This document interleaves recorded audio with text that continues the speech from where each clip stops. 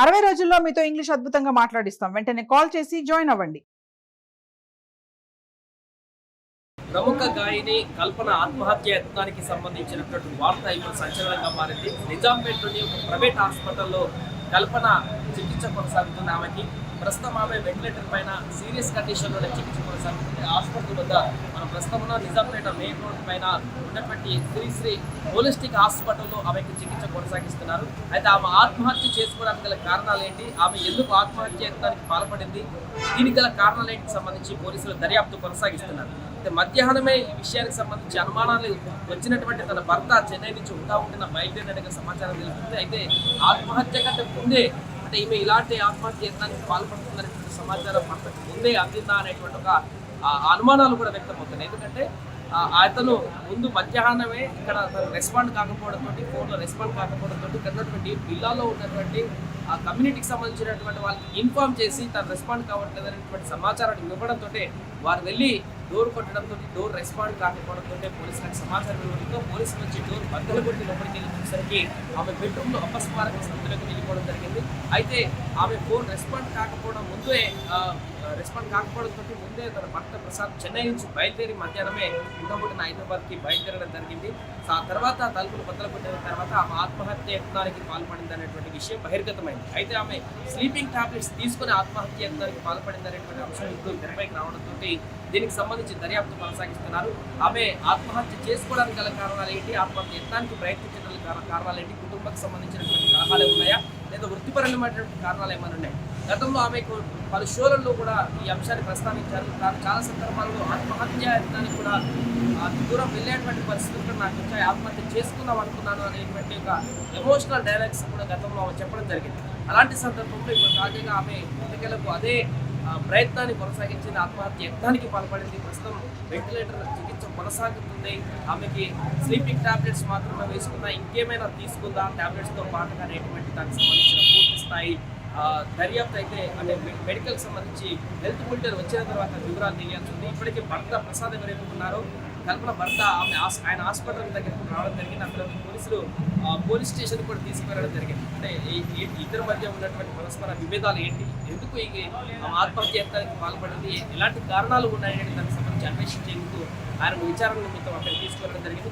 మరొక వైపు హాస్పిటల్ వద్దకి కల్పన పరిస్థితి తెలిసినటువంటి తర్వాత ప్రముఖ సింగర్స్ అందరూ కూడా ఒక్కొక్కరుగా ఇక్కడికి వస్తున్నారు. ఇప్పటికే ప్రముఖ సింగర్ సునీత, అదేవిధంగా గీతా మాధురి, అదేవిధంగా కారుణ్య వీళ్ళందరూ కూడా నిజాంపేటలో ఉన్నటువంటి హాస్పిటల్కి రావడం జరిగింది. హాస్పిటల్లో ఆమె పరిస్థితిని పూర్తి స్థాయిలో అబ్జర్వ్ చేయడానికి వెళ్ళడం జరిగింది. లోపలికి వెళ్ళి అక్కడికి వెళ్ళినటువంటి పరిస్థితి అంతా కూడా వాళ్ళు లోపలికి వెళ్ళి అబ్జర్వ్ చేసినటువంటి పరిస్థితి కూడా చూడడం జరిగింది.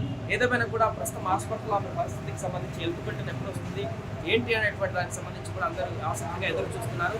ఆమె ఇప్పుడు ఆమె హెల్త్ బులెటిన్ తాజా పరిస్థితి ఏంటి దానికి సంబంధించి కూడా హెల్త్ బులెటిన్ వైద్యులు ఏం విడుదల చేస్తారనేటువంటి ఆసక్తి కూడా అయితే నెలకొంది. ఏదేమైనా కూడా కల్పన ఆత్మహత్య యత్నానికి పాల్పడింది అనేటువంటి అంశం అయితే ఇప్పుడు సంచలనంగా మారింది.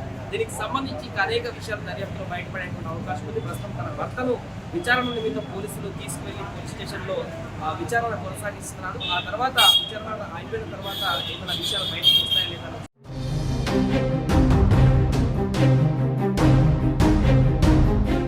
ప్రముఖ గాయని కల్పన ఆత్మహత్య యత్నానికి పాల్పడినటువంటి ఘటనలో తాజా అప్డేట్ మనం చూస్తున్నాం. నిజాంపేటలో ఉన్నటువంటి శ్రీ హోలిస్టిక్ హాస్పిటల్ వద్ద మనం ప్రస్తుతం ఉన్నాం. హాస్పిటల్లో ఎమర్జెన్సీ వార్డులో ఆమెకు చికిత్స కొనసాగుతుంది, వెంటిలేటర్ పైన చికిత్స కొనసాగుతుంది కల్పన గారికి.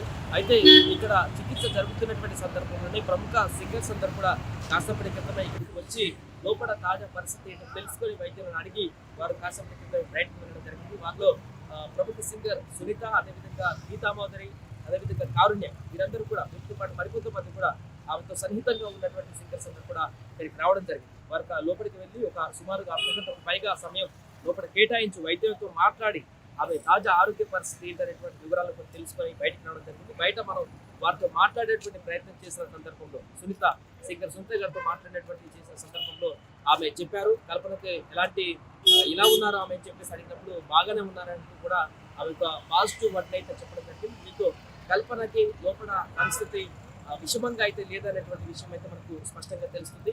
హెల్త్ బులెటిన్ అయితే అధికారికంగా ఇక్కడ వెల్లడించిన తర్వాత స్పష్టంగా పూర్తి వివరాలు తెలియాల్సిన అవసరం ఉంది. అయితే ఈ హాస్పిటల్కి కూతవేటి దూరంలో ఉన్నటువంటి ఇక్కడే ఉన్నటువంటి కల్పన హౌస్ లో ఈ యొక్క ఆత్మహత్య యత్నానికి పాల్పడడం జరిగింది. ఈ ఆత్మహత్య యత్నానికి పాల్పడినటువంటి సుమారుగా మధ్యాహ్నం ఆ టైంలో ఆత్మహత్య యత్నానికి పాల్పడడం జరుగుతుంది. ఆ సమయం తర్వాత సాయంత్రం దీన్ని గుర్తించి అక్కడ ఉన్నటువంటి నైబర్స్ అదేవిధంగా స్థానిక పోలీసులకి సమాచారం ఇవ్వడంతో వారందరూ కూడా వచ్చి పోలీసులు తలుపులు బద్దలు కొట్టి లోపల బెడ్ పైన అపస్మారక స్థితిలో ఉన్నటువంటి సింగర్ కల్పనను తీసుకుని వచ్చి ఇక్కడ ప్రైవేట్ హాస్పిటల్లో జాయిన్ చేశారు. ప్రస్తుతం ఆమెకు చికిత్స కొనసాగుతుంది. ప్రస్తుతం ఆరోగ్య పరిస్థితి అయితే విషమంగా ఏం లేదు. కొంత